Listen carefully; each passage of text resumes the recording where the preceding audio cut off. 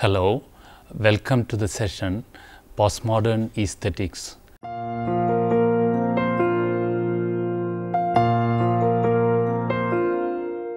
Before we deal with postmodernism, we need to understand what modernism is. The term modernism is widely used to denote the new and experimental features in the subjects, forms, concepts, and styles of arts and literature in the first half of the 20th century. Modernism is important for unique styles that it developed. Imagism, expressionism, cubism, futurism, symbolism, etc. were part of modernism. The term postmodernism is very often applied to the art and literature after Second World War. The term was first used emphatically in the 1960s by critics such as Leslie Fiedler and Ihab Hassan for the change of sensibility that occurred during the period. Arnold Toynbee, the historian, became the first person to use the term outside specific artistic sense when he announced in the 1950s that we were entering the postmodern age. The term gained much acceptance in the 1970s to denote first architecture and later dance, theatre, painting, film, and music. Richard Appignanesi and Chris Garrett pointed out that the ambiguity of the term postmodern starts with its grammar, which literally means after, just now. The word aesthetic is derived from the Greek word meaning aesthetic or sensitive. The term was later adopted by Alexander Baumgartner, Swiss poet and writer on literature in 1734, to mean taste or sense of beauty. Aesthetics is a part of philosophy dealing with nature of art, beauty, and taste, with the creation and appreciation of beauty. Scientifically speaking, it is defined as the study of sensory and sensorial values. Scholars also define it as critical reflection on art, culture, and nature. An important theoretician of postmodernism is Jean-François Lyotard. Lyotard was a French philosopher, sociologist, professor, and literary theorist. He is known for his analysis of postmodernism in relation to human condition. He was asked by the Council of Universities of Quebec, Canada, in the late 1970s to do a survey of the state of knowledge in the Western world. He came up with the definition for postmodernism as, I quote, "incredulity to metanarratives," unquote. David Harvey, the British professor of anthropology and geography at City University of New York, in his book The Condition of Postmodernity, defines postmodernity as the situation after the collapse of Enlightenment project.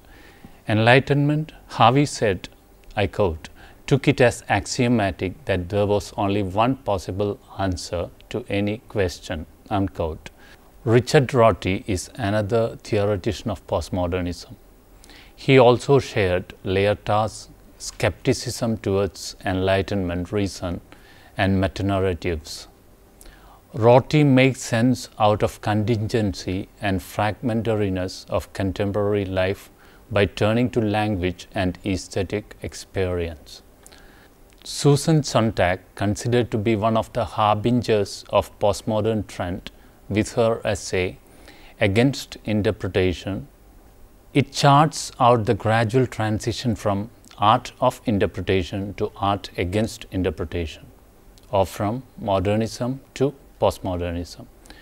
By interpretation, Sontag means, I quote, a conscious act of mind which illustrates a certain code, certain rules of interpretation, unquote.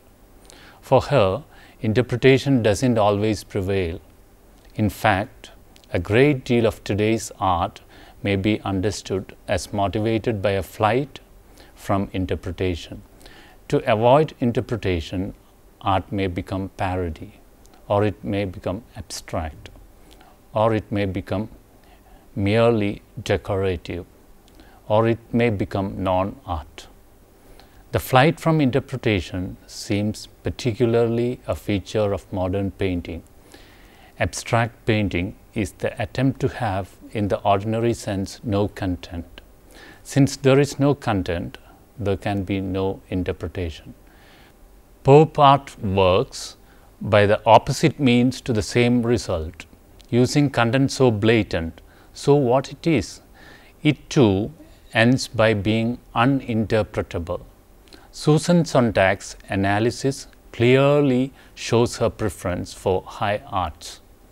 Anyway, one of the important features of postmodern art is the bringing together of high and low culture through the use of industrial materials and pop culture imagery. While this fusing began in the modernist period, it became fully developed in the postmodern era. Leslie Fiedler prefers to promote a new personal stand towards culture.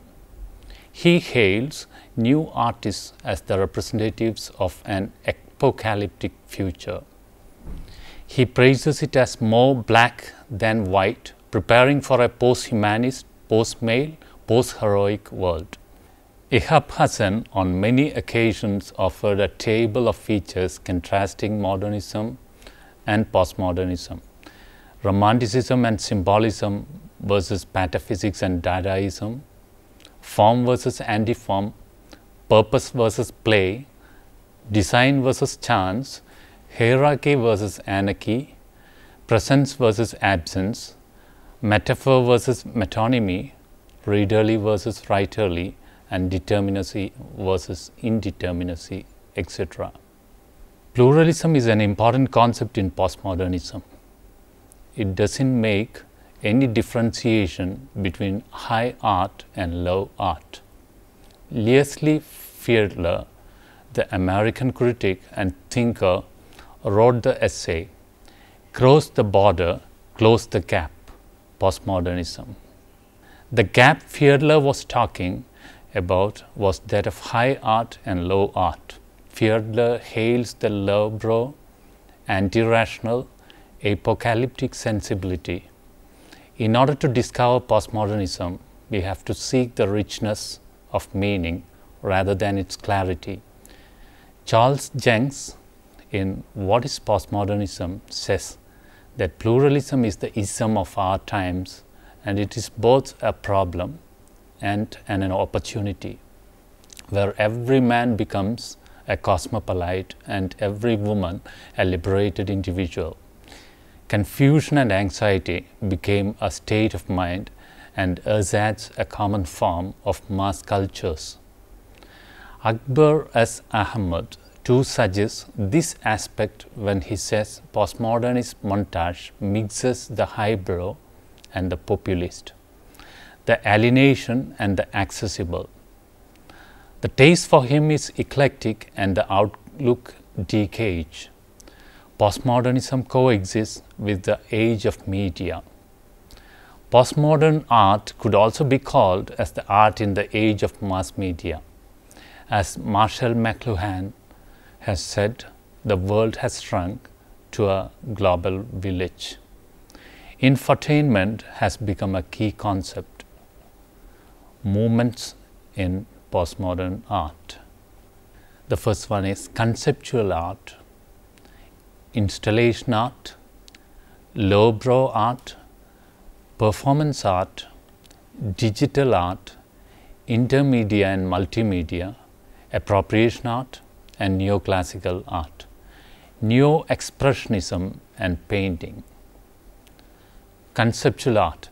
The term conceptual art was first used by Edward K. Knowles, American installation artist and sculptor in the late 1950s.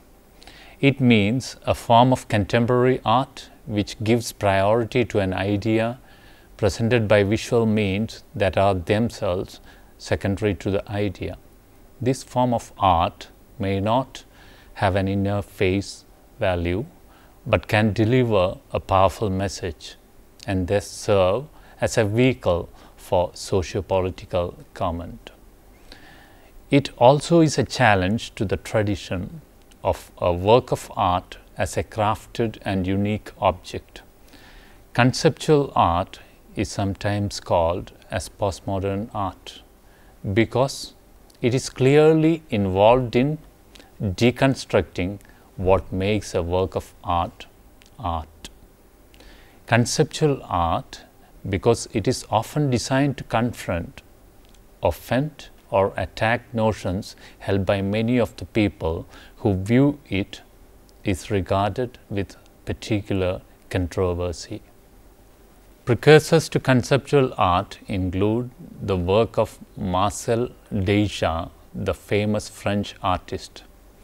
His ready-mades including snow shawls, bicycle wheels, bottle racks, and most famously fountain, are widely understood as having anticipated some of the major trends which became widespread in the 1960s.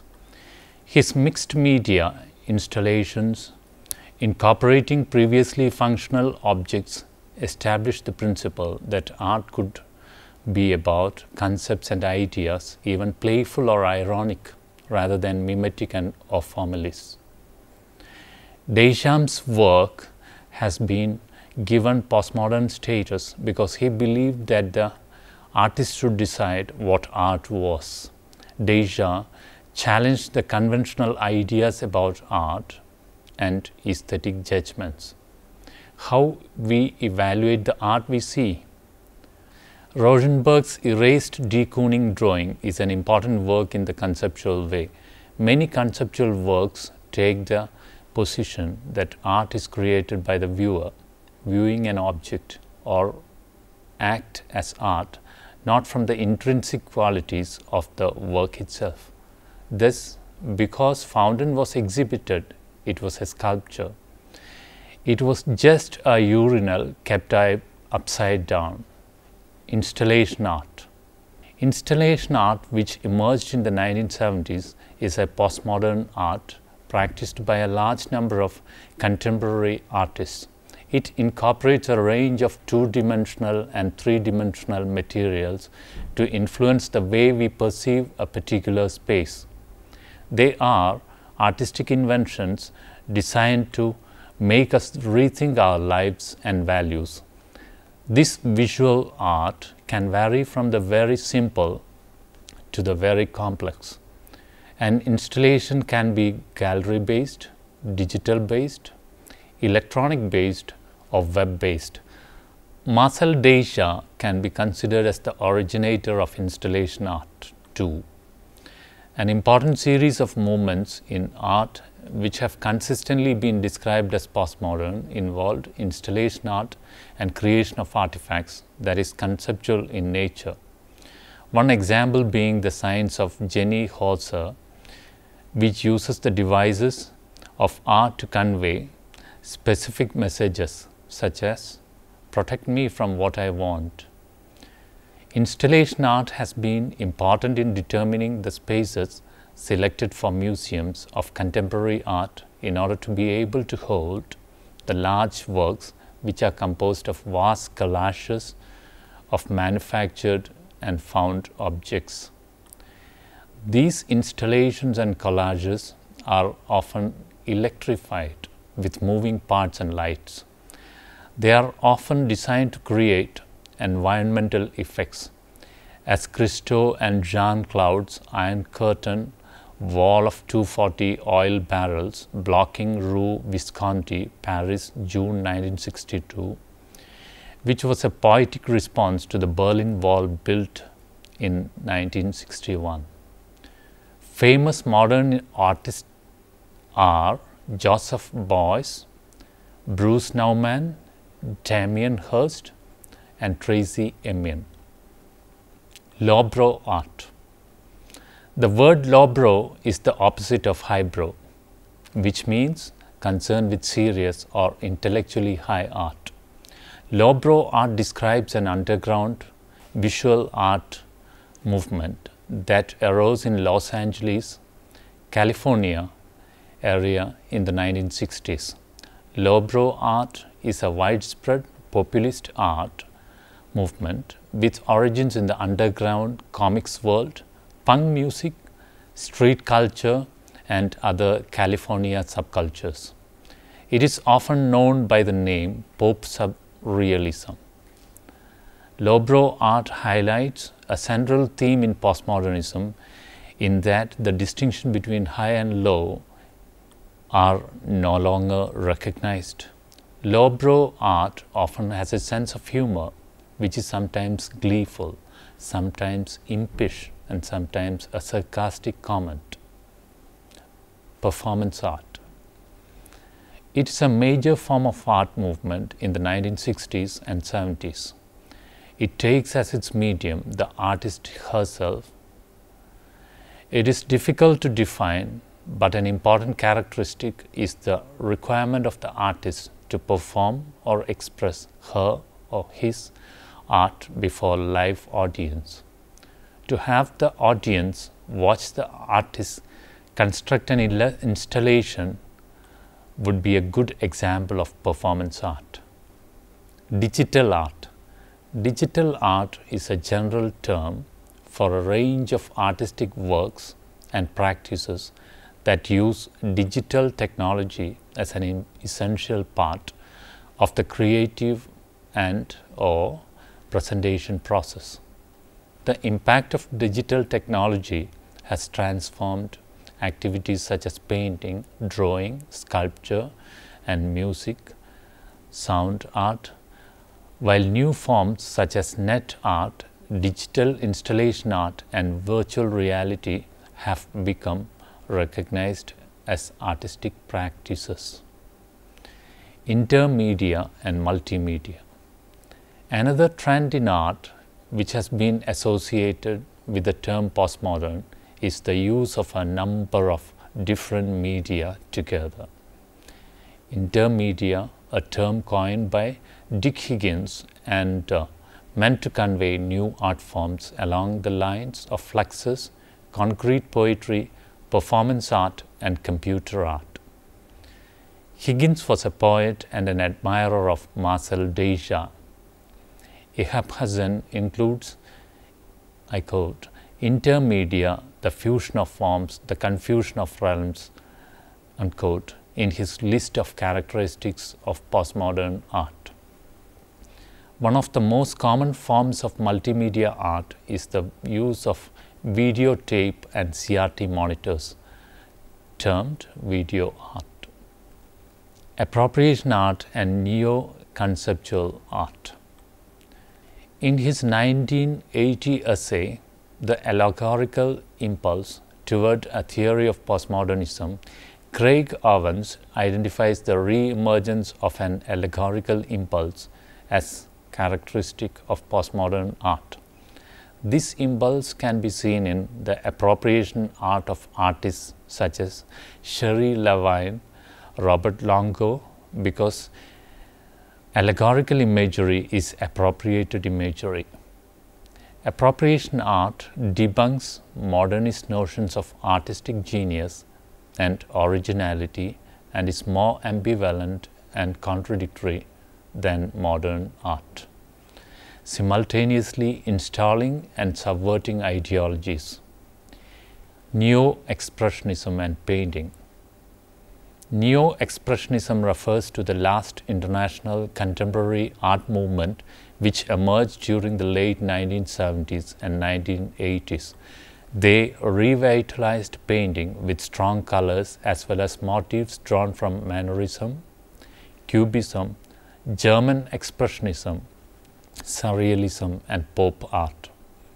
The return to the traditional art forms of sculpture and painting in the late 1970s and early 1980s is seen in the work of neo-expressionist artists such as George Baselitz and Julian Schnabel, has been described as postmodern tendency and one of the coherent movements to emerge in the postmodern era. Its strong links with the commercial art market has raised questions, however, both about its status as a postmodern movement and the definition of postmodernism itself. Hal Foster states that Neo-expressionism favored the conservative cultural politics of the Reagan-Bush era in the US. The critics of Neo-expressionism revealed that money and public relations really sustained contemporary art world credibility in America. Now, let's make a brief conclusion of postmodernism. It denotes the overall experimental tendencies in the Western arts since the 1940s, which rejected many of the modernist tendencies. Now we have a few questions.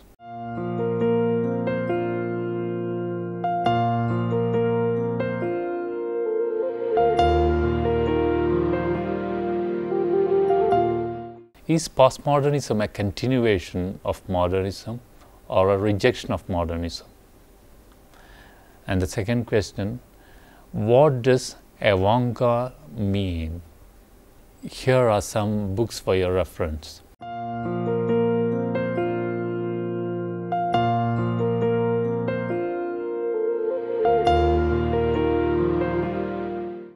Richard Appignanesi and Chris Garrett, Postmodernism for Beginners, Duxford, UK, Icon, 1995.